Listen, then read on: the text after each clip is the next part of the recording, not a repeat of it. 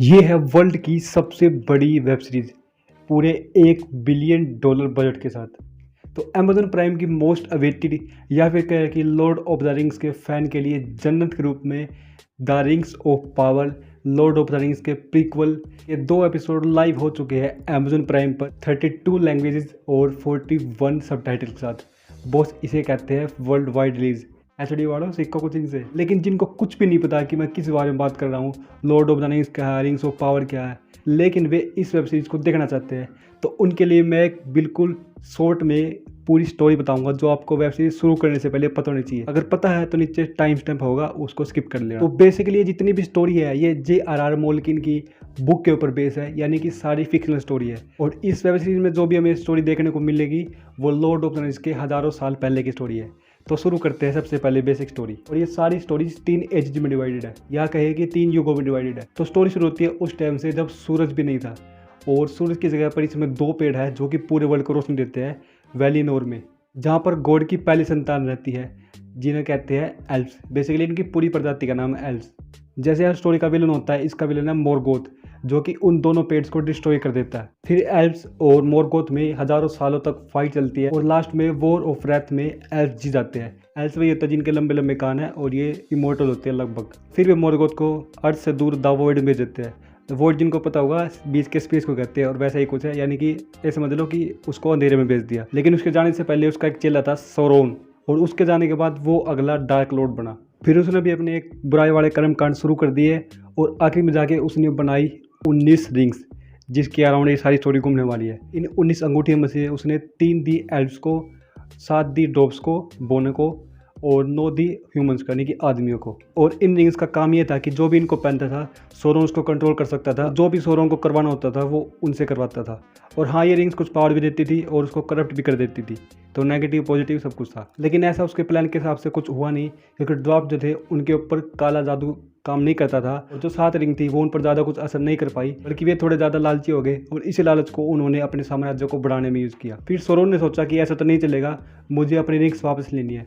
फिर सोरोन उनका वापस लेने जाता है, लेकिन उसके हाथ रखती है सिर्फ 3 रिंग्स, क्योंकि 4 रिंग्स को ड्रैगन निकल जाते हैं। उसके अलावा जो 3 रिंग्स जो उन्होंने एल्व्स को दी थी उनमें से एक है गिल गलाद के पास, जो कि हमें इस वेब सीरीज में दिखेगा, जो कि फिलहाल एल्व्स का किंग है। उसके बाद एक है एल्रोड के पास और एक है गैलेड्रियल के पास।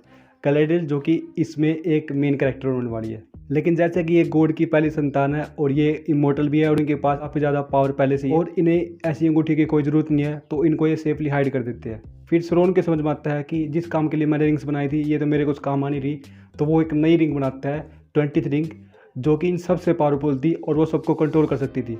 और जो भी इस रिंग को पहनता था वो पूरे वर्ल्ड में सबसे ज़्यादा पावरफुल हो जाता था, और वो बनता था लॉर्ड ऑफ द रिंग्स। फिर सोरोन उस रिंग को पहनकर अपनी ओक की सेना के साथ एल्व्स और ह्यूमंस पर अटैक कर देता।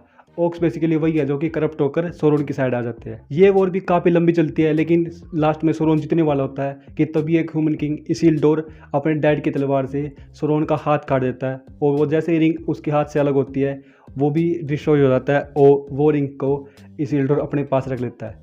जैसा कि ये रिंग्स पावर भी देती है और उसके साथ साथ करप्ट भी कर देती है, तो फिर इसिल्डोर भी करप्ट हो जाता है और रिंग अपने नए मालिक को चूज करती है, और एंड में हॉबिट के पास आती है जिसे वो डिस्ट्रॉय कर देता है जहाँ से वो बनी थी, जो कि आपने लॉर्ड ऑफ द रिंग्स में देखा होगा। ये तो थी बेसिक स्टोरी इस सीरीज़ से अलग, जो कि आपको पता होनी चाहिए, जिससे आप इस सीरीज़ को अच्छे से समझ पाओगे।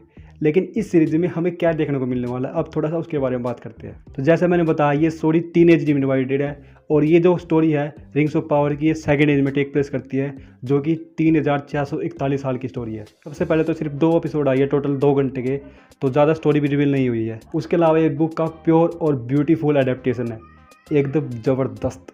शुरुआत में हमें गैलेड्रियल का चाइल्ड वर्जन देखने को मिलता है, उसके बाद थाउजेंड्स ऑफ ईयर की लड़ाई के सिर्फ ग्लिम्स से दिखा जाते हैं कैसे 2 पेड़ नष्ट हुए थे, और फिर डायरेक्ट यंग गैलेड्रियल को दिखाया जाता है जो कि सोरोन की तलाश में लगी हुई है। सीरीज़ की एक खूबसूरत बात यह भी है कि ये अपने कैरेक्टर्स को ऐसे इंट्रोड्यूस करती है कि ना तो वो बिल्कुल अनजान लगते हैं और ना ही बिल्कुल रिश्तेदार, और बिना किसी बड़ी स्टार कार्ड्स के ये करना काफ़ी बड़ी बात है। तो ये मेरे हिसाब से सीरीज़ को एक बहुत बड़ा प्लस पॉइंट मिलता है। लेकिन इसके अलावा 2 कैरेक्टर है, इनोंडिर और द स्ट्रेंजर। इरोनिटी तो बुक्स में भी नहीं है और द स्ट्रेंजर का मुझे पता नहीं है। तो इनके बारे में अगर आपको पता तो मुझे डीएम कर सकते हो सोशल मीडिया पर। बाकी जितना सीरीज़ में दिखाया गया 2 एपिसोड में, एल्फ्स को कुछ ज़्यादा पसंद नहीं करता। ड्वार्फ्स अपने किंगडम को बिल्ड करने में लगे हुए हैं, अपने खदानों को खोदने में। सारे इंसान भी अपनी खेती बाड़ी में बिजी है और एल्फ से दूर ही रहना चाहते हैं। उसके बाद हाफ फूट जो कि अपने छोटे मोटे कामों में ऐसे भी रहते हैं और अपना मस्त मगन है। लेकिन इसके अलावा कुछ जोड़ियाँ ऐसी भी है जो मेरी स्टोरी को गलत साबित करती है। गैलाडियल और इसकी, जिसका मुझे नाम नहीं पता, एरोंडीर और इसका भी नाम मुझे पता, जिनके बीच में थोड़ा गुलू गुलू है, और फिर एलरोंड और इस प्रिंस ड्वार्फ की, जिनकी दोस्ती 50 साल पुरानी है और 20 साल बाद एलरोंड इससे मिलने जाता है किसी रीजन की वजह से, और वो रीजन आपको सीरीज में देखने को मिलेगा। उसके अलावा जो बुक के फैन हैं उनके लिए तो भाई जन्नत है, क्योंकि जब मैं देख रहा था तो मुझे ट्राइव पढ़ने की थोड़ी आदत है, और जब मैं ट्राइव पढ़ रहा था तो बार बार बुक के रेफरेंस दिए गए थे, तो वही जो बुक के रीडर हैं उनको मजा आने वाला है। और इसके साथ साथ सीरीज ने अपने पर एपिसोड के बजट को CGI और सेट डिजाइन में काफ़ी अच्छे से यूज़ किया, जो कि मुझे तो काफ़ी ज़्यादा पसंद आया। और अगर आपको वीडियो भी पसंद आ गया है तो लाइक कर देना और सब्सक्राइब भी कर लेना। उसके अलावा कोई सजेशन हो या फिर मुझसे कोई गलती हो तो कमेंट में बता सकते हो, या फिर मुझे सोशल मीडिया पर शेयर कर सकते हो। फाइनल कंक्लूजन ये है कि 2 घंटे निकाल लो और जाके देखो इस चीज़ को, बोर तो बिल्कुल नहीं होगे। तब तक के लिए जय हिंद जय नवोदय, आते रहना। कठपुतली का रिव्यू आने वाला है, उसके लिए बेल आइकन प्रेस करके रखना। बाय।